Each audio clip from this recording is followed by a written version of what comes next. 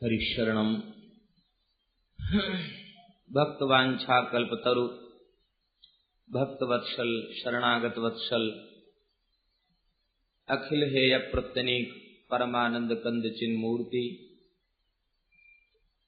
भगवान की महती कृपा से परम पावनी भगवती भागीरथी गंगा के तट पर बैठकर आप सब संतों की पावन सन्निधि में हम सबको श्रीमद् भागवत की मंगलमयी कथा कहने सुनने का अवसर प्राप्त हो रहा है। हरिशरणम।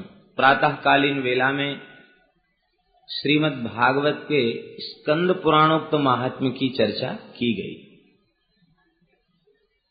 इस महात्म्य में आप लोगों ने मुख्य रूप से यह सुना कि श्री उद्धव जी महाराज उन्होंने प्रकट होकर के 1 महीने में श्रीमद् भागवत की कथा बताई, सुनाई, और भगवान की कथा श्रवण करने मात्र से समस्त श्रोताओं का प्रवेश, भगवान की रानियों का प्रवेश भगवान की नित्य लीला में हो गया। तात्पर्य ये हुआ कि भगवान की कथा वह भगवान की नित्य लीला में प्रवेश दिलाने वाली है। भगवान की 2 प्रकार की लीलाएं आप लोगों ने सुनी। एक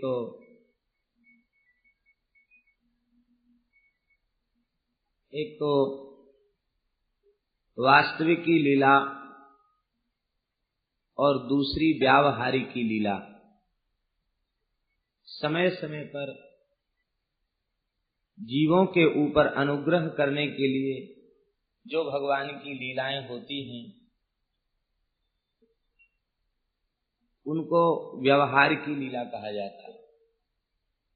और जिस लीला में कभी बाध उपस्थित नहीं होता, जो निरंतर चल रही है, उसे वास्तविक लीला कहा जाता है। नित्य लीला अथवा वास्तविक लीला कहा जाता है। वास्तविक की लीला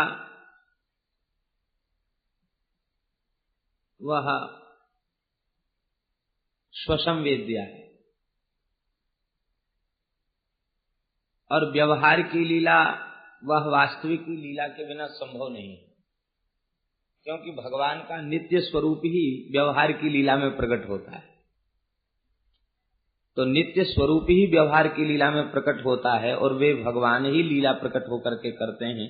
इसलिए व्यवहार की लीला वह वास्तविक की लीला के बिना संभव नहीं, और व्यवहार की लीला के श्रवण के बिना भगवान की नित्य लीला में प्रवेश संभव नहीं। तो पुराणों में व्यास आदि महर्षियों ने जिन लीलाओं का चिंतन स्मरण किया है, वे लीलाएं व्यवहार की लीलाएं हैं। अर्थात जब जब समय पर भगवान मत्स्य, कच्छप, वराह, नृसिंह, श्री रामकृष्ण आदि रूपों में भगवान जब जब पृथ्वी पर अवतार लेते हैं और अवतार लेकर के भगवान लीला चरित्रों का विस्तार करते हैं, उन चरित्रों को कह सुन करके भगवान की दिव्य कृपा करुणा का बोध हम सबको होता है और भगवान हमारे अपने हैं यह भाव दृढ़ होता है। और जब तन्मयता पूर्ण हम भगवान का चिंतन करते हैं, तो तन्मयता पूर्ण चिंतन करते करते करते करते अंत में भगवान की उस दिव्य लीला में, नित्य लीला में हमारा प्रवेश हो जाता है, हमारा समावेश हो जाता है। यह भाव श्री वल्लभाचार्य जी को स्कंद पुराणोक्त महात्म्य का बहुत अच्छा लगा। इसलिए वल्लभाचार्य जी ने अपनी टीका में स्कंद पुराणोक्त महात्म्य के उद्धरण अधिक दिए, और आज भी वल्लभ कुल के जो निष्ठावान हैं वे इस महात्म्य को अधिक कहते हैं। हरिशरण। ऐसी भगवान की दिव्य लीला का श्रवण प्रातः काल की वेला में हम सबको हुआ। पद्म पुराणोक्त महात्म्य के मंगलाचरण की चर्चा की जा चुकी है। हरिशरणम। श्री सूत जी महाराज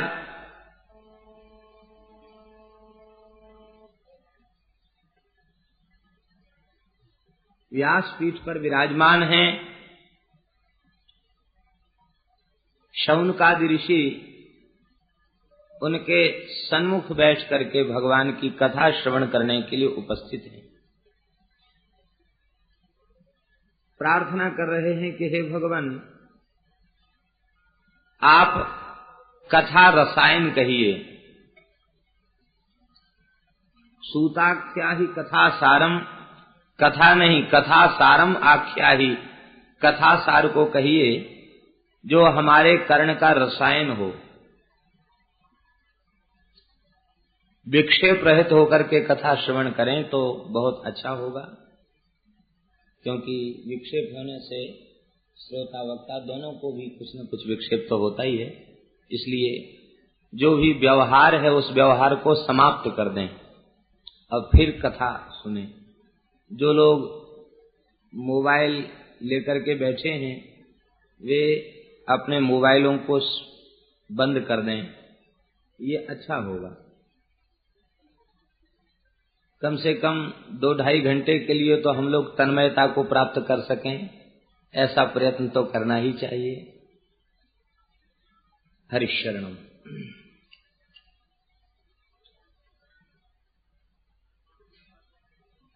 भगवान की कथा को रसायन कहा गया। चिकित्सा में काष्ठ चिकित्सा, भस्म चिकित्सा, रस चिकित्सा, ये 3 प्रकार की चिकित्साएं प्रसिद्ध हैं। उनमें रस चिकित्सा को श्रेष्ठ माना गया। तो ये कथा श्रवण करना ये रस चिकित्सा है, ये भवरोग के लिए रसायन है। तो आप कृपा करके इस रसौषधि को दें, कृपा करके आप रसौषधि को प्रदान करें। ज्ञान भक्ति वैराग्य कैसे बढ़े, विवेक कैसे जागृत हो और माया मोह का अभाव कैसे हो, वैष्णव कैसे माया मोह से मुक्त होकर के ज्ञान वैराग्य भक्ति को प्राप्त करें और उनको महान विवेक प्राप्त हो। महान विवेक क्या है? उमा कहूं मैं अनुभव अपना, सतहरि भजन जगत सब सपना, ये महान विवेक है। ये विवेक कैसे प्राप्त हो? इस कलिकाल में जीव आसुर भाव को प्राप्त हो गए।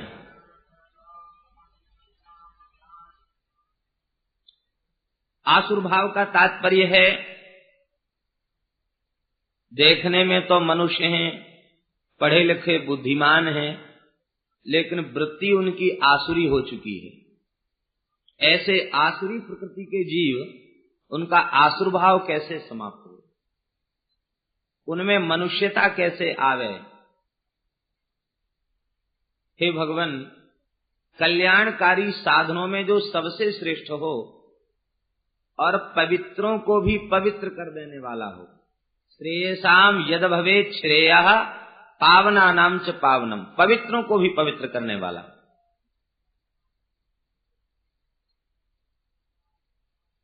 आप लोग कहेंगे कि पवित्रों को पवित्र करना क्या हुआ?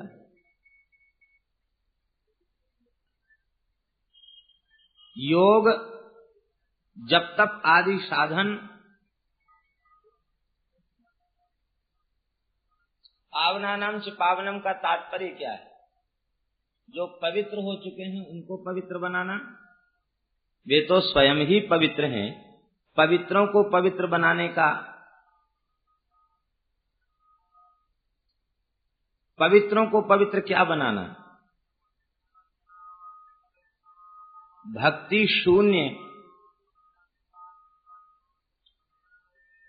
शून्य जितने साधन हैं,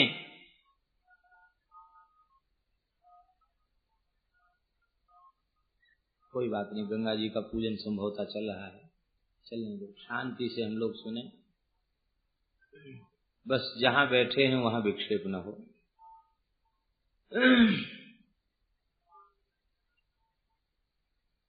भगवान की भक्ति को छोड़कर जितने साधन हैं वे कथनचित जीव को पवित्र भी कर दें तो भी वह जीव सदा के लिए पवित्र हो गया फिर कभी अपावनता आवेगी नहीं, ये विश्वास पूर्वक नहीं कहा जा सकता। क्योंकि साधन करने से पाप नष्ट तो हो गया, लेकिन पाप करने की जो वासना है, वो वासना जब तक समाप्त नहीं होगी तब तक पाप से मुक्ति संभव नहीं। और वासना कैसे समाप्त हो? वासना समाप्त होगी सत्संग करने से, सत्पुरुषों का समागम करने से, भगवान के परम पावन चरित्र का श्रवण करने से चित्त की शुद्धि होती है, वासना समाप्त होती है। तो भागवत की कथा क्या है? पवित्रों को पवित्र करने वाली है। अर्थात यम नियम जप तप शम दम आदि, त्याग तपस्या तितिक्षा आदि दैवी संपत्ति से जो युक्त हैं, वे पवित्र हो चुके हैं। उनको भी परम पवित्र करने वाली, वासना के सर्वथा क्षय को करने वाली ये भागवत की दिव्य कथा है। और श्री कृष्ण प्राप्ति का शाश्वत जो साधन हो, उस साधन को आप बताएं। चिंतामणि संसार का सुख देने में समर्थ है, स्वर्ग का नहीं।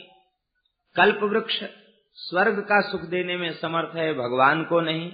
लेकिन संत सद्गुरुदेव कृपा करें तो वे भगवान को भी प्रदान कर देते हैं, ऐसी उनकी महिमा है।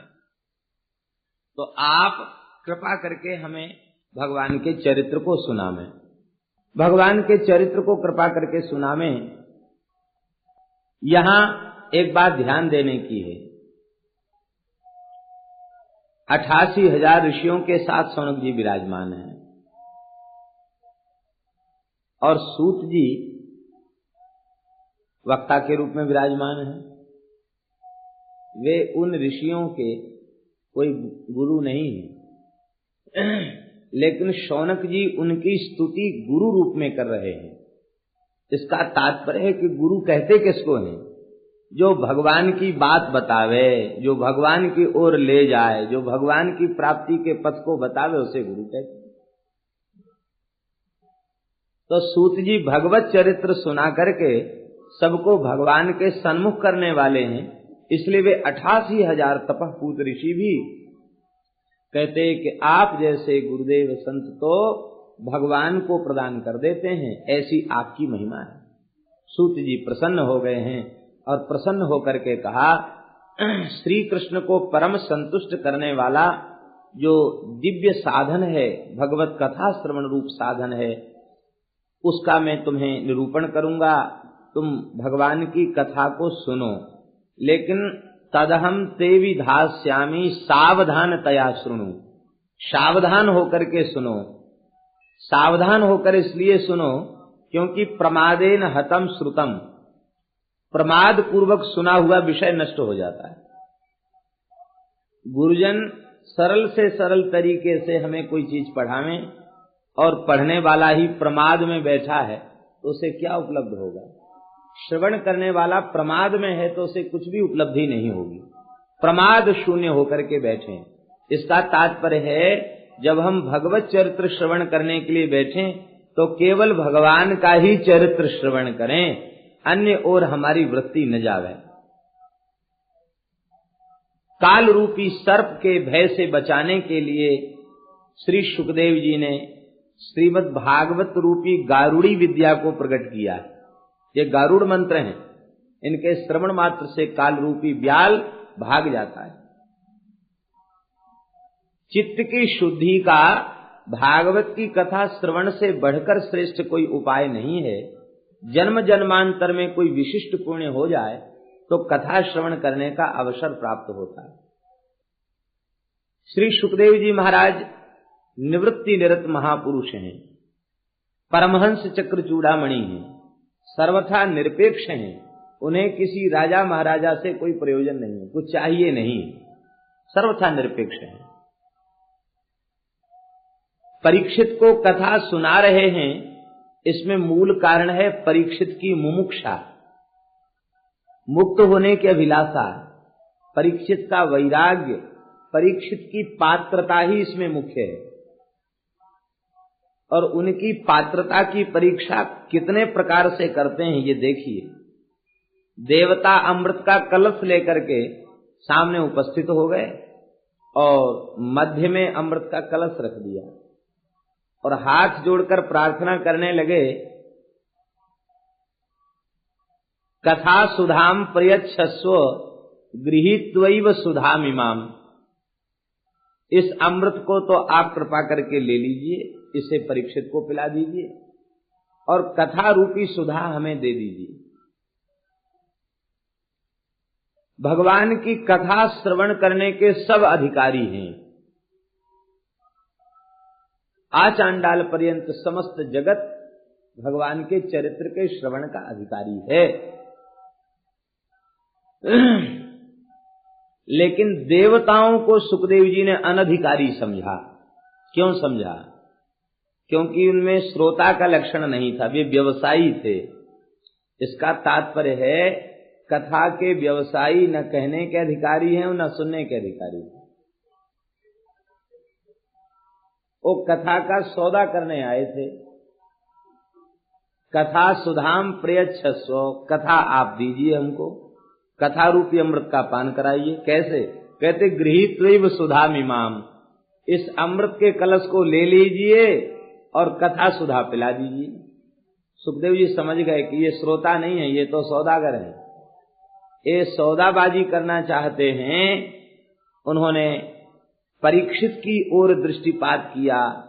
परीक्षित के चित्त में कहीं यह इच्छा तो नहीं है कि चलो ठीक है अमृत पीकर अमर हो जाएंगे, यह इच्छा तो कहीं नहीं है। लेकिन धन्य है परीक्षित का पूर्ण वैराग्य। उस अमृत के कलश को देखकर उनके मन में हो रहा था कि अरे हम तो प्रेम से कथा सुन रहे थे, ये घड़ा लेके ये लोग क्यों आ गए, बीच कथा में विक्षेप क्यों कर दिया, ये विक्षेप की निवृत्ति जल्दी हो ये ठीक है, यही वे विचार कर रहे थे। परीक्षित शब्द का अर्थ क्या है? संस्कृतज्ञ लोग जानते हैं, इत होकर के परीक्षित बना, भूत अर्थ में है। इसका तात्पर्य है परीक्षा जिसकी की जा चुकी हो, जिसकी परीक्षा ली जा चुकी हो, जो परीक्षा में उत्तीर्ण हो चुका हो, उसे परीक्षित कहते हैं। सुखदेव जी ने परीक्षा लेकर के यह देख लिया कि वस्तुतः परीक्षित कथा श्रवण के अधिकारी हैं। अमृत के प्रति उनका लालच नहीं है, कथा श्रवण के प्रति उनका लालच है, इसलिए वे कथा श्रवण के अधिकारी हैं। फटकार दिया सुखदेव जी ने देवताओं को, कहां कांच का टुकड़ा और कहां दिव्य मणि। मणि और कांच के टुकड़े में कभी बराबरी हो सकती है क्या? कभी संभव नहीं। इस कथामृत के समक्ष तुम्हारा स्वर्ग का दिव्य अमृत कांच के टुकड़े के समान तुच्छ है, उसकी कोई महिमा नहीं। लेकिन आप लोग यह मत समझ लेना कि अमृत की कोई महिमा नहीं। क्यों? क्योंकि अमृत की प्राप्ति में बहुत उद्योग करना पड़ा। और महाभारत में वर्णन है, गरुड़ जी अमृत लेने गए हैं तो कितनी सुरक्षा में अमृत है। स्वर्ग में बड़ी भारी सुरक्षा में अमृत रखा हुआ है और उस अमृत को देवताओं तक पहुंचाने में भगवान को बड़ा श्रम करना पड़ा। रावण और कंस को मारने में उतना श्रम नहीं करना पड़ा, एक ही अवतार लेना पड़ा। और अमृत के लिए भगवान को 4 अवतार लेने पड़े। पहले अजित अवतार, मदराचल को उठा करके रखा। दूसरा धन्वंतरी अवतार, कच्छप अवतार। तीसरा धन्वंतरी अवतार और चौथा अमृत पिलाने के लिए मोहिनी अवतार। 4 अवतार लेने पड़े, तब देवताओं को अमृत पान करने का अवसर मिला। और वह अमृत भी कथा के रस के आगे कांच के टुकड़े के समान है, अतिशय तुच्छ है। अब हम लोग विचार करें कि भगवान की कथा की कितनी महिमा है। इंद्र को दुर्लभ है कथा, देवताओं को दुर्लभ है कथा। जो कथा देवताओं को दुर्लभ है वह कथा हमें भगवान की कृपा से ही प्राप्त भई। ये भगवान की अहेतु की कृपा है जो हमें भगवान की पवित्र कथा श्रवण करने का अवसर प्राप्त हो रहा है। जन्मांतरे भवेत पुण्यम तदा भागवतम लभेत। जन्म जन्मांतर में कोई विशिष्ट पुण्य होता है तो कथा श्रवण करने का अवसर प्राप्त होता है। देवता अमृत पी के अमर होते हैं, ये बात प्रसिद्ध है, लेकिन उनका अमरत्व भी एक निश्चित काल के लिए है, क्योंकि ब्रह्मा जी के एक दिन में 14 बार इंद्र बदल जाता है। एक दिन में 14 बार इंद्र बदल जाता है, एक दिन में 14 बार सप्तर्षि बदल जाते हैं, 1 सहस्र चतुर्युगी एक दिन में बीत जाती ब्रह्मा जी की। तो अब बताओ वह अमृत, उसकी क्या महिमा हुई। संत दरिया साहब ने अपनी वाणी में लिखा है, कोई कह अमृत सरगा माही, देव पिए क्यों खिरखिर जाए। कोई कह अमृत समुंदर माही, बडवा अनल क्यों सोखे ताही। कोई कह अमृत शशि में बास, घटे बड़े क्यों होवे नाश। अंत में कहते हैं सब अमृत बातों का बात, अमृत है संतन के पास। ये जितने अमृतों की चर्चा आई है सब बातों का अमृत है। वस्तुतः अमृत संतों के निकट है। कौन सा अमृत? अमृत दरिया कथा अनंत, जाको पी पी अमर भय संत। भगवान का कथा ही दिव्य अमृत है। इस अमृत को पान करके न जाने कितने संत भक्त महात्मा जीवन मुक्त हो गए, अमर हो गए। 1-2 भक्त हैं, ध्रुव, प्रहलाद आदि, अम्बरीश, विदुर आदि कितने भक्त हैं जो इस अमृत का पान करके मुक्त हो गए। और स्वर्गीय अमृत को पीकर एक भी मुक्त हुआ हो तो उसका नाम बतावें। अथवा किसी की अविद्या का नाश हो गया हो, राग द्वेष की निवृत्ति हो गई हो, ये नहीं हुआ उस अमृत के पीने से। लेकिन इस अमृत के पीने से अमरत्व प्राप्त हो गया। अमरत्व प्राप्त क्या है? देहात्मवाद का त्याग। भागवत की कथा से जो अमरत्व मिलता वो अमृत है क्या? त्वं तु राजन मरिष्येति पशुबुद्धि मिमाम जहि, यही अमृतत्व है। हे राजन परीक्षित, सुखदेव जी अंत में उपदेश देते हुए कह रहे हैं, मैं मर जाऊंगा यही पशु बुद्धि है, इसका त्याग कर दो, यही अमृतत्व है। हम शरीर के हैं, संसार के हैं, ये मृत्यु है, और हम भगवान के हैं, यही अमृत है। भगवान के बन जाओ, यही अमृत है। भगवान के दास का नाश नहीं होता, नित्य भगवान की सेवा में वह रहते हैं। परीक्षित ने कथा सुनी और वे भगवत धाम पधारे। परीक्षित के मोक्ष को देख करके ब्रह्मा जी को बड़ा आश्चर्य हुआ और उन्होंने बुद्धि रूपी तराजू के ऊपर एक ओर समस्त शास्त्रों को रखा, एक ओर श्रीमद् भागवत जी को विराजमान किया। तो विशुद्ध भागवत धर्म का प्रतिपादक ग्रंथ, प्रेम रूप फल को देने वाला यह दिव्य ग्रंथ, इसकी महिमा सर्वोपरि सिद्ध हुई। और तब से उन्होंने यह भगवत स्वरूप है इस बात को स्वीकार किया। इस दिव्य कथा को श्री सनकादिकों ने नारद जी को कृपा करके यह कथा सुनाई। सौनक जी ने प्रश्न किया कि भगवान, नारद जी का और सनकादिकों का समागम कहाँ हुआ, आप कृपा करके बता दें। सूत जी वर्णन करते हैं, एक समय की बात है, श्री देवर्षि नारद जी विशालापुरी पहुंचे। विशालापुरी माने बद्री नारायण। हम लोग ठीक उनके सन्मुख बैठे, ये उत्तर दिशा है, इसी ओर भगवान बद्री नारायण विराजमान है, उधर ही से गंगा जी आ रही है।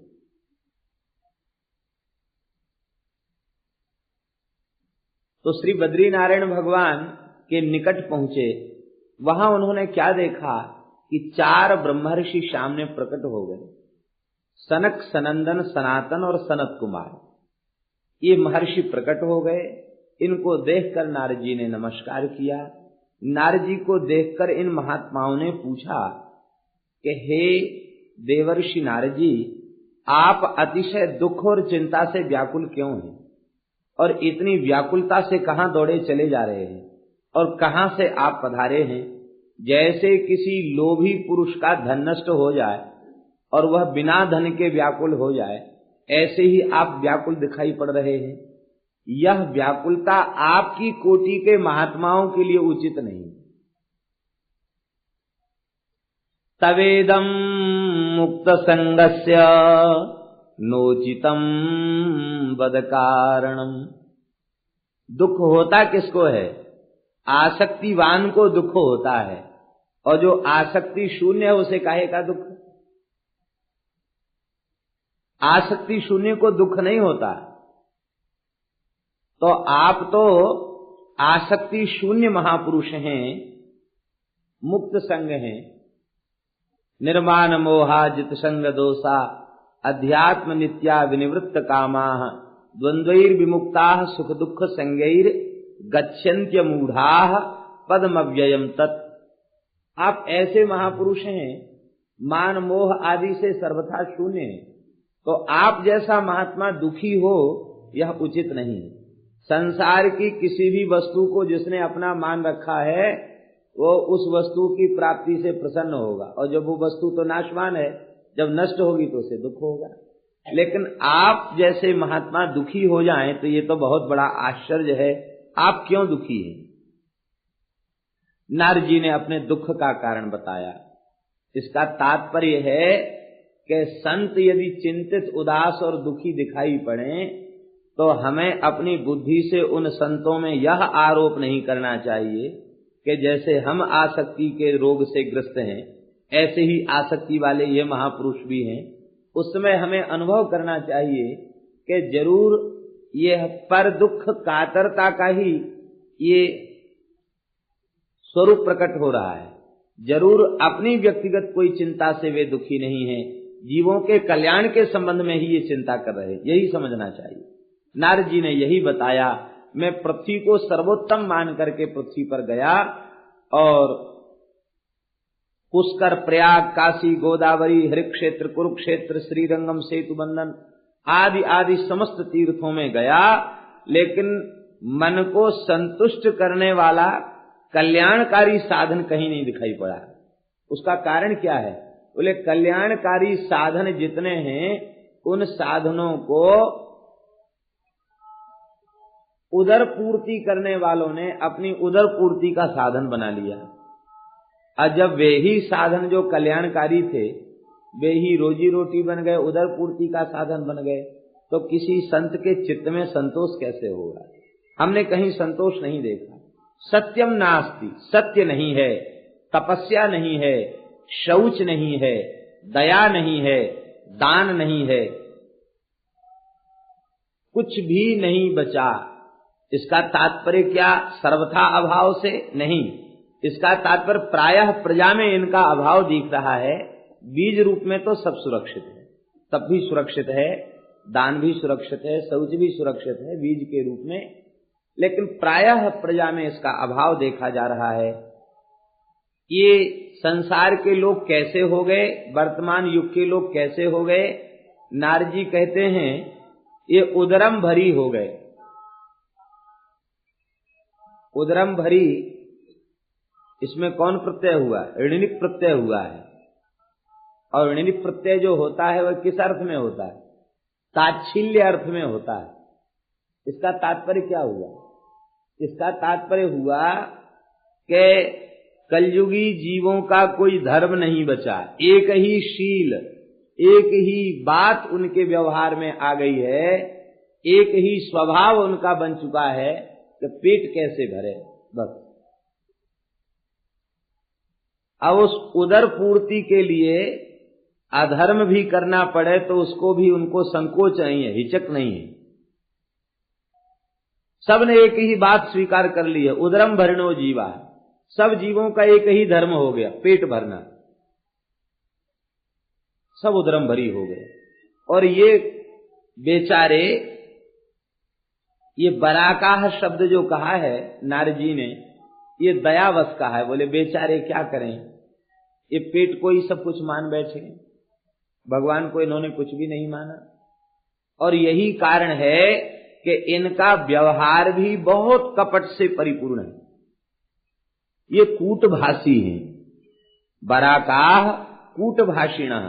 कूटभाषी शब्द का अर्थ होता है ये सीधा तो बोलना जानते ही नहीं, सदा पहेली ही बोलते हैं। जैसे पहेली कोई बोले तो पहेली को सुनकर के सद्य समझना कठिन होता है, बहुत बुद्धि लगावे तब पहेली समझ में आती है। ऐसे ही संसार के जीव ऐसे हो गए कि सीधा बोलना ही नहीं जानते, मन में कुछ और है, वाणी में कुछ और है और क्रिया कुछ और ही है। सज्जन असज्जन का लक्षण क्या है? बहुत लंबी चौड़ी व्याख्या नहीं है संत और संत की, बहुत सीधी सी बात है। मनस्येकम वचस्येकम कर्मण्येकम महात्मा नाम। अब मनस्यन्यद वचस्यन्यद कर्मण्यन्यद दुरात्मा नाम। मनवाणी क्रिया में एक रूपता जिनकी है वे महात्मा हैं, और मनवाणी क्रिया में जिनकी भिन्नता है, मन में कुछ और है, वाणी में कुछ और है, क्रिया कुछ और ही कर रहे हैं, वे सज्जन नहीं। तो संसार का आज स्वभाव हो गया है कि मन में उनके कुछ और है, वाणी में कुछ और है और क्रिया दूसरी प्रकार की। कूटभाषी हैं, ये सीधा बोलना नहीं जानते, पहले ही बोलना जानते हैं। इनमें भयंकर दोष आ चुके हैं। ऐसे ये बेचारे जीव कैसे पवित्र हों, आप कृपा करके बतावें। तो भगवान इन जीवों के इस दूषित स्वभाव को हमने देखा, सर्वत्र अशांति देखी, अधर्म देखा, तो मन उद्विग्न हो गया और मन में आए कि चलें श्रीधाम वृंदावन, जहां भगवान की नित्य लीला हुई है। तो जैसे ही वृंदावन में पहुंचे तो वहां जाकर बड़ी शांति चित्त को मिली और वहां एक आश्चर्य वहां भी देखा। क्या आश्चर्य देखा? बोले वहां आश्चर्य देखा कि एक देवी कुंज में विराजमान है और दो वृद्ध उनके समक्ष पड़े हुए और तमाम देवियां उस देवी की सेवा में उपस्थित हैं। तो नारद जी कहते हम कौतुक वसात वहां पहुंचे। क्यों पहुंचे? इसलिए पहुंचे कि हो सकता है वृंदावन धाम में कथा कीर्तन हो रहा होगा, लेकिन वहां जाके देखा कि दो वृद्ध पड़े हैं, युवती रो रही है।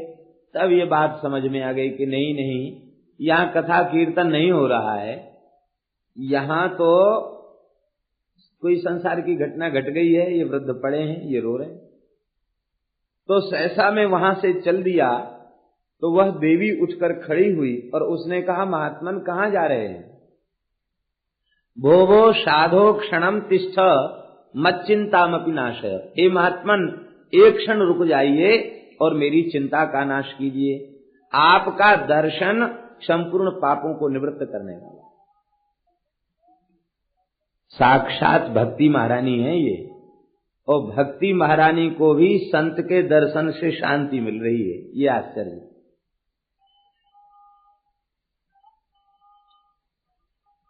यह जो भक्ति ज्ञान वैराग्य का रूपक है, इसका तात्पर्य क्या है? वस्तुतः ज्ञान भी नित्य है, वैराग्य भी नित्य है और भगवान की भक्ति भी नित्य है, क्योंकि ज्ञान वैराग्य भगवान में अखंड रूप से विराजते हैं, उनका कभी क्षय नहीं है। और भक्ति भगवान की प्रिया है, इसलिए उनका भी कभी नाश नहीं है, उनका भी क्षय नहीं है। ऐश्वर्यस्य समग्रस्य धर्मस्य यशस्त्रिया ज्ञान वैराग्योश्चैव शरणाम भग इतीर्णा, ये विष्णु पुराण का श्लोक है। इसका तात्पर्य 6 प्रकार के ऐश्वर्य जिनमें अखंड रूप से विद्यमान हो उसे भगवान कहते हैं। तो ज्ञान वैराग्य न तो बूढ़े हैं और न वे बालक हैं, वे तो शाश्वत स्वरूप में हैं, और भक्ति महारानी भी शाश्वत स्वरूप में है। फिर ये लीला क्यों हुई? बोले ये लीला इसलिए हुई कि नारद जी को माध्यम बनाकर भगवान भागवत का प्रादुर्भाव पृथ्वी पर कराना चाहते हैं। हम सब कलिमल ग्रसित जीवों के ऊपर कृपा करुणा करके इस दिव्य उपाख्यान को प्रकट करना चाहते हैं। और जो नारद जी भागवत की महिमा को यत्किंचित भूल चुके हैं, वे पुनः भागवत की महिमा को जान जाएं और जीवों में भगवान की कथा सुनने की प्रवृत्ति बढ़े, इसके लिए भगवान ने यह भक्ति महारानी का रूपक दिखा करके और यह लीला की और कथा रस का विस्तार किया। तो भक्ति महारानी भी नारद जी का दर्शन करके शांति का अनुभव करती है, सुख का अनुभव करती है। परिचय दिया, मैं भक्ति हूं और ये मेरे दोनों पुत्र ज्ञान वैराग्य हैं।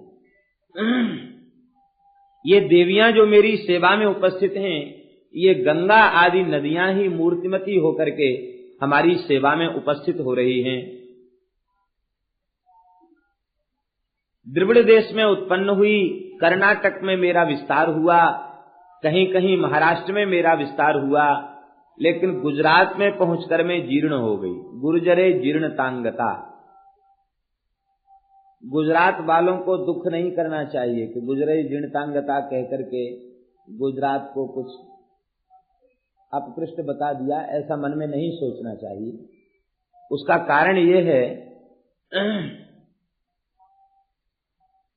वस्तुतः गुजरात में ऐसी ही स्थिति थी, लेकिन अब ऐसी स्थिति नहीं है, इसलिए ग्लानि नहीं करनी चाहिए। अब स्थिति ऐसी इसलिए नहीं है क्योंकि श्री नरसी आदि संतों के भजन के प्रभाव से वह भूमि पवित्र हो गई।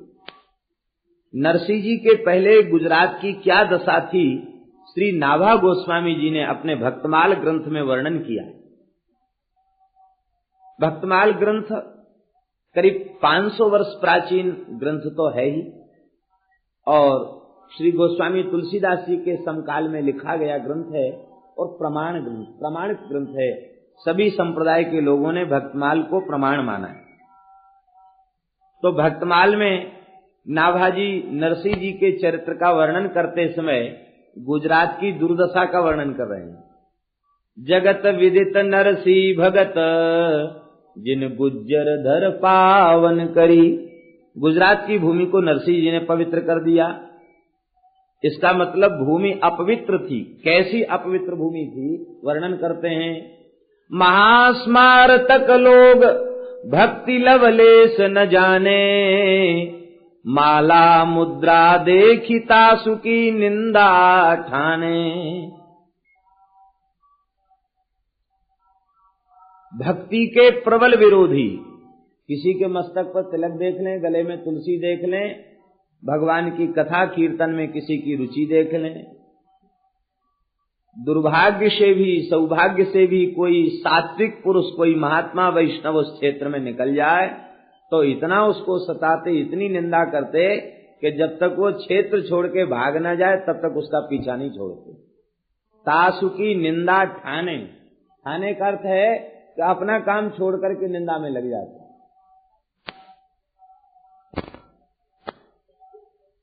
भगवान ने देखा सबसे ज्यादा दुर्दशा इसी क्षेत्र की है, तो नरसिंह जी को प्रकट किया। ऐसे कुल उत्पन्न भयो भागवत शिरोमणि। भागवतों के शिरोमणि श्री नरसिंह जी प्रकट हुए। ऐसे कुल उत्पन्न भयो भागवत शिरोमणि, ऊसरते सर कियो खंड दो सही खोयो जनी। सारी गुजरात की भूमि ऊसर हो चुकी थी, बंजर ऊसर। ऊसर बंजर का तात्पर्य उसमें भक्त की सृष्टि नहीं होती थी, भक्त की पैदावार नहीं थी, संत की पैदावार नहीं थी। अब नरसिंह जी ने भजन करके उस भूमि को उपजाऊ बना दिया। इसका तात्पर्य अब कोई उत्पन्न होगा तो भगवान का भक्त ही होगा, भक्ति के संस्कार लेकर उस भूमि में प्रकट होगा। इतनी पवित्र उस भूमि को बना दिया। और ये है भी वस्तुतः आज भी वहां भावुकता लोगों के हृदय में बहुत है। ऊसरते सर कियो खंड दो से खोयो जनी, बहुत ठौर परचो दियो रसरीति भक्ति हृदय धरी, जगत विदित नरसी भगत जिन गुज्जर धर पावन करी। रसरीति भक्ति हृदय धरी, इसके दो भाव हैं। रसरीति भक्ति को ठाकुर जी ने रसरूपा प्रेम लक्षणा भक्ति को नरसिंह जी के हृदय में धारण किया, और नरसिंह जी ने उस रसरूपा भक्ति को समस्त प्रजा के हृदय में विराजमान कर दिया। जगत विदित नरसिंह भगत जिन गुज्जर धर पावन करी। इस घोर कलिकाल में नरसिंह जी को 52 बार भगवान का साक्षात्कार प्राप्त हुआ। 50 और 2 52, इतनी महिमा नरसिंह जी के चरित्र की। इसलिए अब इस बात को सुनकर के चित्त में ग्लानि नहीं करनी चाहिए, यह समझना चाहिए कि भजन में श्री नरसिंह जी आदर्श हैं और हम नरसिंह जी के क्षेत्र के हैं, इसलिए हमें कोई ग्लानि करने की आवश्यकता नहीं। जैसे ही मैं श्रीधाम वृंदावन में आई तो वृंदावन में प्रवेश करते ही मैं अत्यंत तरुणी हो गई, लेकिन ये मेरे पुत्र ज्ञान वैराग्य जर्जर हो चुके हैं, इसलिए इदम स्थानम परित्यज्य विदेशम गम्यते मया, ये स्थान छोड़कर मैं अन्यत्र कहीं जाना चाहती हूं, यहां ठीक नहीं, अन्यत्र जाना चाहती हूं। नारजी व्याकुल हो गए, भक्ति महारानी ही वृंदावन से बाहर चली जाएं तो वृंदावन की महिमा क्या रह जाएगी। नारजी ने कहा, माता आप बाहर जाने का विचार छोड़ दें, मैं आपके पुत्रों के कष्ट को दूर करने का प्रयत्न करता हूं। देखिए यहाँ एक बात विशेष वो ये है, भक्ति महारानी स्वस्थ हैं लेकिन ज्ञान वैराग्य अस्वस्थ हैं, जर्जर हैं, तो भक्ति महारानी रो रही है। इसका तात्पर्य क्या है? इसका तात्पर्य ये है कि साधक के अंतःकरण में प्रेम तो पुष्ट हो जाए, भक्ति पुष्ट हो जाए, लेकिन यदि उसके हृदय में ज्ञान वैराग्य शिथिल हैं तो उसके हृदय में विराजमान भक्ति प्रसन्न नहीं रह सकती, वह भक्ति करुण क्रंदन करती रहेंगी, भक्ति प्रसन्न नहीं रह सकती। भक्ति महारानी प्रसन्न है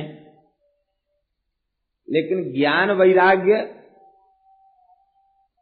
वे शिथिल हैं, तो उनकी शिथिलता के कारण भक्ति महारानी के हृदय में पीड़ा हो रही है। इसका तात्पर्य है किसी के हृदय में भक्ति पुष्ट हो और ज्ञान शिथिल हो और वैराग्य शिथिल हो तो भक्ति महारानी रुदन करती रहेंगी, उसके हृदय में प्रसन्न नहीं होंगी। ज्ञान भी पुष्ट होवे और वैराग्य भी पुष्ट होवे, तभी भक्ति महारानी प्रसन्न रह सकती है। इससे हमें प्रेरणा लेनी चाहिए कि ज्ञान वैराग्य का पोषण करना चाहिए, उनकी उपेक्षा नहीं करना चाहिए, ज्ञान वैराग्य का भी पोषण होना चाहिए। और भगवान की कथा सुनने से ज्ञान वैराग्य भक्ति तीनों का पोषण होता है। हमारे श्रीधाम वृंदावन के रसिक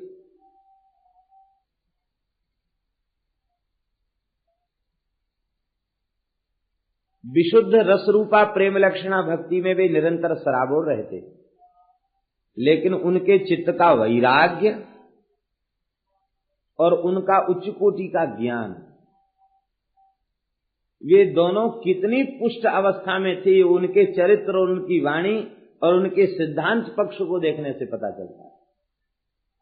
इसका तात्पर्य है भक्ति जहां परिपुष्ट होगी वहां वैराग्य, वे केवल एक कौपीन और एक कंथा, एक गुदरी और एक करुआ, उसको लेकर उन्होंने अपना समग्र जीवन लताओं के नीचे व्यतीत कर दिया। अत्यंत तितिक्षा पूर्ण जीवन, उच्च कोटि की वैराग्य पूर्ण रहनी और उच्च कोटि का दिव्य ज्ञान, संसार के भोगों से सर्वथा वैराग्य, क्योंकि इसके बिना भगवान की भक्ति पुष्ट हो ही नहीं सकती। तो ज्ञान वैराग्य के कष्ट के कारण भक्ति दुखी है, इसका तात्पर्य है जो ज्ञान वैराग्य जिसके भीतर शिथिल हैं उसकी भक्ति प्रसन्न नहीं हो सकती। तो भगवान, हमने बहुत वेद वेदांत का उद्घोष किया, लेकिन इसके बाद भी जब ज्ञान वैराग्य की मूर्छा दूर नहीं हुई तो मैं चिंतित हो गया। आकाशवाणी हुई, हे नारद जी तुम चिंता मत करो, सब ठीक हो जाएगा। एतदर्थम तु सत्कर्म सुरर्षे त्वं समाचर तत्ते कर्माभिधास्यन्ति साधव साधुभूषणा। हे सुरर्षे, सत्कर्म का अनुष्ठान करो, तुम्हारा लक्ष्य सिद्ध होगा। सत्कर्म का अनुष्ठान करो। और सत्कर्म कौन बताएगा? कहते सत्कर्म बतावेंगे संत, साधव साधु बताएंगे सत्कर्म। कौन से साधु? कहते साधु भूषणा। साधु भूषण शब्द के दो अर्थ हैं, एक तो साधून भूषयंती, असौ साधु भूषणा भूषणा। इसका तात्पर्य साधून भूषयंती, साधुओं को भी जो सुशोभित कर दें, अर्थात साधुता के लक्षणों से संपन्न महात्मा, ये साधु मंडली के आभूषण होते हैं। दूसरा अर्थ है साधुता ही जिनका आभूषण है, साधुता ही जिनका आभूषण है, ऐसे साधुभूषण महात्मा ही बताएंगे कि सत्कर्म क्या है। इसका तात्पर्य क्या है? इसका तात्पर्य यह है कि अपनी बुद्धि से निश्चित किया गया जो सिद्धांत है, जो साधन है, उसे सत्कर्म की श्रेणी में नहीं रखा गया। आचार्य जिसे कह दें, संत जिसे कह दें, उसे सत्कर्म कहा गया। शास्त्र जो है वो खारे समुद्र के समान है। शास्त्र खारे समुद्र के समान है, क्षार समुद्र के समान है, अपार जल राशि है, वो बड़ा स्वच्छ जल है समुद्र का, कचरा नहीं। क्योंकि कोई भी वस्तु अपने में रखता ही नहीं, समुद्र सब बाहर फेंक देता है, स्वच्छ जल रहता है समुद्र का। लेकिन वह अपार जल राशि भी किसी प्यासे की प्यास को बुझाने में समर्थ नहीं है। श्रद्धा पूर्वक 4-6 चुल्लू आचमन भी आपने कर लिया तो जब तक पेट से बाहर नहीं निकल जाएगा तब तक चैन नहीं मिलेगा। बार बार शौच की इच्छा होगी, स्नान बनाना पड़ेगा बार बार। ये ऐसा जल होता समुद्र का, खारा जल है। और उसी समुद्र के जल को मेघ लेते हैं और जब वर्षा करते हैं तो कितना मीठा जल होता है। उस क्षारांश को त्याग करके उस मधुरांश को ही वे लेते हैं और मधुर जल की वर्षा करते हैं तो होई जलद जग जीवन दाता। वह जलद, वह बादल सबका जलदाता बन जाता है। तो ऐसे ही यह शास्त्र तो खारे समुद्र के समान है और ये संत महापुरुष ये बादल के समान है। ये शास्त्र में से भक्ति का, प्रेम का, ज्ञान वैराग्य का, भगवत प्राप्ति का जो अत्यंत सरलतम साधन है, यही मधुरांश है। इस मधुरांश को ले लेते हैं और लेकर के फिर वर्षा करते हैं। मध्वाचार्य मेघ भक्ति सर ऊसर भरिया। मध्वाचार्य जी के संबंध में नाभाजी ने लिखा है, ये भक्ति के मेघ थे, इन्होंने ऊसर को सर बना दिया और सब सूख रही सृष्टि को शराबोर कर दिया भगवत प्रेम में। मध्वाचार्य मेघ भक्ति सर ऊसर भरिया। इसका तात्पर्य है भगवान के भक्त वही मेघ हैं। हो सकता है हमारी बुद्धि ने जिसे निश्चय किया हो, हम कोई सर्वज्ञ तो है नहीं, तो हो सकता हमारी बुद्धि का निश्चय अनुचित हो, गलत हो। इसलिए धर्म के संबंध में धर्मराज युधिष्ठिर ने क्या प्रमाण बताया? कह पंथा, मार्ग क्या है, किस मार्ग पर चलना चाहिए, यक्ष ने पूछा। तो युधिष्ठिर ने यही बताया, श्रुतयो विभिन्नाः स्मृतयोऽपि भिन्नाः नैको मुनिर्यस्य वचः प्रमाणम् धर्मस्य तत्वं निहितं गुहायाम महाजनो ये न गतस्स पंथा। महत्पुरुष संत जन, आचार्य जन जिस मार्ग पर चल करके गए हैं उस मार्ग पर चलना है, अपनी बुद्धि से निश्चय नहीं करना। अपनी बुद्धि से निश्चित किया गया सत्कर्म भी सत्कर्म नहीं हो सकता, और संत कह दें कि ये काम कर लो, वो सत्कर्म होगा।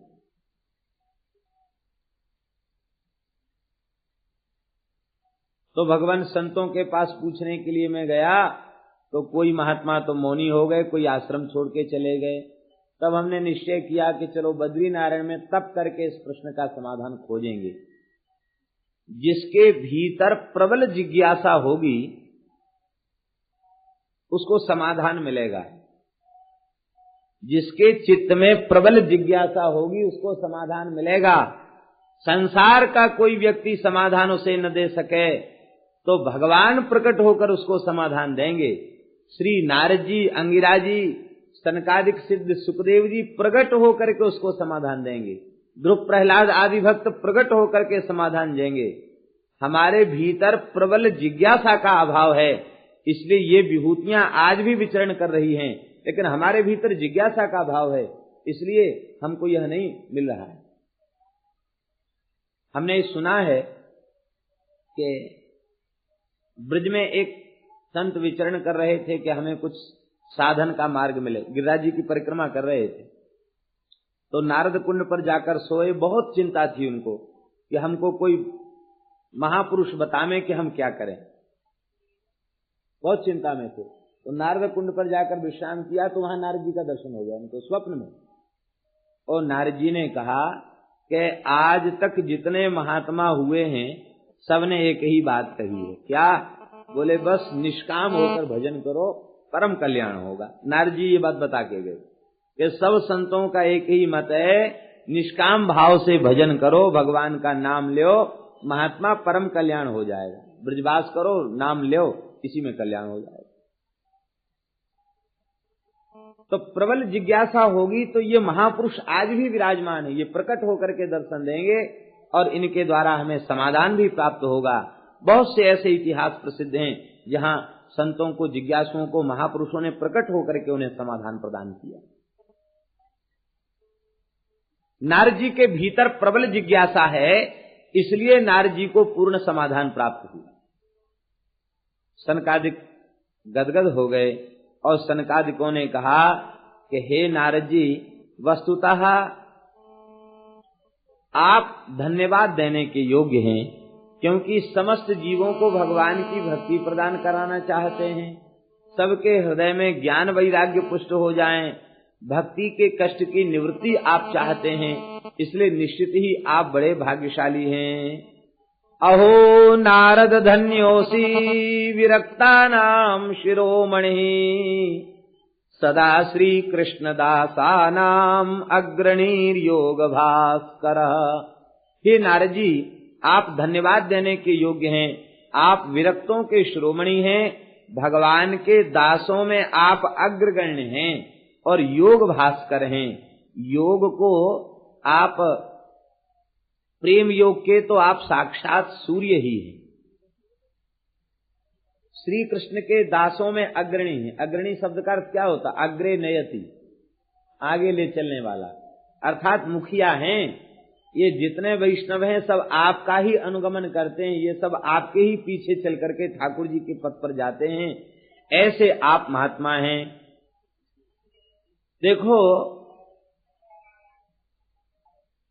लोक परलोक की प्राप्ति तक, लौकिक पारलौकिक भोगों की प्राप्ति तक सीमित जो साधन हैं, उन साधनों का तो बहुत से ग्रंथों में बहुत मात्रा में वर्णन किया गया, प्रचुर मात्रा में उनको कहा गया। लेकिन भगवत प्राप्ति का जो पथ है वो छिपा हुआ है, और उस छिपे हुए पथ के जानकार महात्मा ही हैं। और वह पथ क्या है? कहते वह पथ है श्रीमद् भागवत की कथा का श्रवण। भागवत की कथा श्रवण करने से और भगवत प्राप्ति का पथ अत्यंत सरल हो जाता है, सहज हो जाता है, क्योंकि श्रीमद् भागवत के तो पद पद में भगवत प्राप्ति की ही बात विशेष रूप में कही गई है।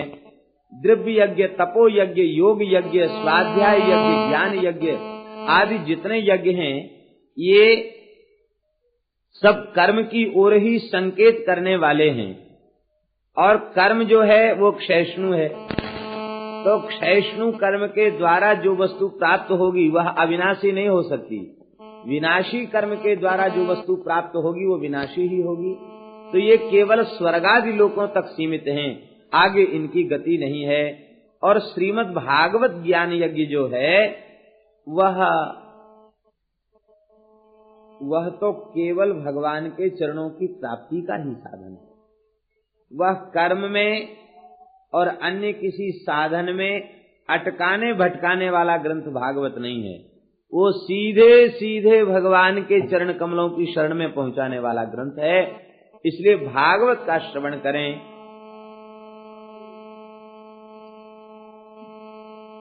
नारद जी ने कहा कि भगवान, हमने वेद वेदांत का उद्घोष किया, ज्ञान वैराग्य की मूर्छा दूर नहीं हुई, तो भागवत में उसी वेद वेदांत की ही तो चर्चा है,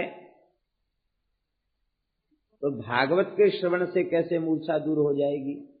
सनकादिकों ने कहा कि सार वस्तु जो होती है वह मूल से अपने आप श्रेष्ठ होती है। दुग्ध का सार सर्वस्व घृत है, दुग्ध का सार सर्वस्व घृत है तो दुग्ध से अपने आप श्रेष्ठ है। गन्ने का सार सर्वस्व मिश्री है, वो गन्ने से श्रेष्ठ है। ऐसे ही वृक्ष का सार सर्वस्व फल में आया और परिपक्व होकर के उसमें मधुरिमा आई, तो वह फल उसका सार सर्वस्व है, इसलिए वृक्ष की अपेक्षा फल श्रेष्ठ है। ये 3 दृष्टांत देकर के समझाया। मानो श्रीमद् वेद तो क्षीर सिंधु है और भागवत उसका घृत है, अथवा वेद गन्ना है और भागवत मिश्री है, अथवा वेद कल्पवृक्ष है और भागवत उसका दिव्य फल है। अब तो श्रीमद् भागवत की कथा प्रारंभ हुई। आपने व्यास जी को भागवत का ज्ञान दिया और इसके बाद आपको मोह हो गया और फिर आप ही भागवत की महिमा के संबंध में संदेह कर रहे हैं। ये कैसी बात है? ये तो वस्तुतः ऐसी ही बात है कि श्री नारायण सबके सूत्रधार बन करके, भगवान ही समस्त जीवों के सूत्रधार हैं और वे सूत्रधार बन करके भागवत को प्रकट कराना चाहते हैं। इसलिए आपको भक्ति ज्ञान वैराग्य को दिखाया और आपके हृदय में चिंता को उत्पन्न किया। अब कथा होगी तो पुनः इस कथा का प्रचार प्रसार हो जाएगा। श्री नारद जी ने सनकादिकों की स्तुति किया। यद्दर्शनम च विनिहन्त्य शुभानि सत्या श्रेयस्तनोति भवदुःखदवार्दितानाम् निःशेष शेष मुख गीत कथैकपाना प्रेम प्रकाश कृतये शरणं गतोऽस्मि। हे महात्माओं, आपके दर्शन मात्र से समस्त अशुभ समाप्त हो जाते हैं। संसार के दावानल से जो झुलस रहे हैं अविद्या के, उनको परम सुख की शांति की प्राप्ति आप जैसे महात्माओं का संग करने से हो जाती है। आप तो शेष जी के मुख से प्रकट भगवान के चरित्र को निरंतर पीते रहते हैं। ऐसे हे महात्माओं, हम आपकी शरण में हैं। किस लिए शरण में हैं? प्रेम प्रकाश कृतये, प्रेम के प्रकाश के लिए शरण में हैं। इसका तात्पर्य है संत का आश्रय केवल यही संकल्प लेकर लेना चाहिए, हमारे हृदय में प्रेम का प्रकाश हो जाए, भगवान का दिव्य प्रेम प्राप्त हो जाए। यही संत के आश्रय का फल है, दूसरा कोई संत के आश्रय का फल नहीं है। वर्तमान काल में कई बार लोग ऐसे संस्मरण सुनाने लग जाते हैं किसी महापुरुष के संबंध में। महाराज ऐसा था, ये चमत्कार हो गया, ये हो गया, हम बहुत गरीब थे, बहुत अमीर हो गए, हमारी नौकरी नहीं लगी थी, हमारी नौकरी लग गई।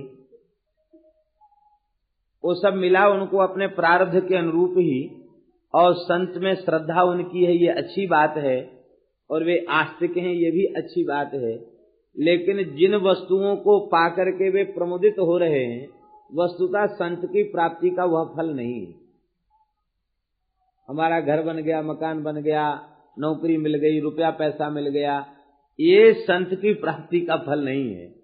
संत की प्राप्ति का फल है प्रेम का प्रकाश। छाया सुख जाजल जन्नू आदि आदि बहुत से देवर्षि राजर्षि यहाँ पधारे और वेद इतिहास मंत्र तंत्र मूर्तिमान होकर के आए। 17 पुराण आए, 6 शास्त्र आए, 4 वेद उपस्थित हुए। इतना ही नहीं, पृथ्वी के समस्त तीर्थ उपस्थित भये। और इस भाव को सूरदास जी ने सूर सागर में कहा है, हरि हरि हरि हरि सुमिरन करो, हरि चरणार बिंद चित धरो, हरि की कथा हो ये नित जहां, गंगा हो चली आवे तहां, गोदावरी सरस्वती आवे, कावेरियो विलंब न लावे, सर्व तीर्थ को वासा तहां, सूर हरि कथा होवे जहां। धरती में इतने तीर्थ हैं कि कोई व्यक्ति निश्चय करे कि हम समस्त तीर्थों में जाकर दर्शन करेंगे, स्नान करेंगे, तो शायद संभव नहीं। कितने तीर्थ हैं। कथा तीर्थ की ऐसी महिमा है, जहां भगवान की कथा होती है समस्त तीर्थ वहां उपस्थित हो जाते हैं। हम सब लोग कथा मंडप में बैठे हैं और यहाँ तो वैसे भी गंगा की सन्निधि है, ये तो महान तीर्थ है। यहाँ तो समस्त तीर्थ विराजमान स्वाभाविक रूप से हैं। यहाँ बैठकर कथा सुनने में समस्त तीर्थों का अवगाहन हो गया, अब कोई तीर्थ बाकी नहीं बचा। ऐसी श्रीमद् भागवत की दिव्य महिमा है। अभी सनकादिक श्रीमद् भागवत के महात्म्य का ही वर्णन कर रहे थे। बहुत सुंदर महात्म्य का वर्णन किया गया। प्रातः काल आप लोग उन महात्म्य के वाक्यों को स्कंद पुराणोक्त महात्म्य श्रवण कर ही चुके हैं। यह श्रीमद् भागवत की दिव्य महिमा है। सदा सेव्या श्रीमद् भागवती कथा, यस्याः श्रवण मात्रेण हरिश्चित्तम समाश्रये। इसके श्रवण मात्र से भगवान चित्त में विराजमान हो जाते हैं। संसार के समस्त शुभ कर्म इसकी 16वें अंश की बराबरी नहीं कर सकते। वाजपेय, अश्वमेध आदि यज्ञ भी इसके 16वें अंश की बराबरी नहीं कर सकते। गंगा, गया, काशी, पुष्कर, प्रयाग, यह भी भगवान की कथा की समता नहीं कर सकते। ऐसी भागवत की दिव्य महिमा है, जिसके यहाँ भागवत विराजमान है, कहते उसके यहाँ साक्षात भगवान श्री हरि विराजमान है।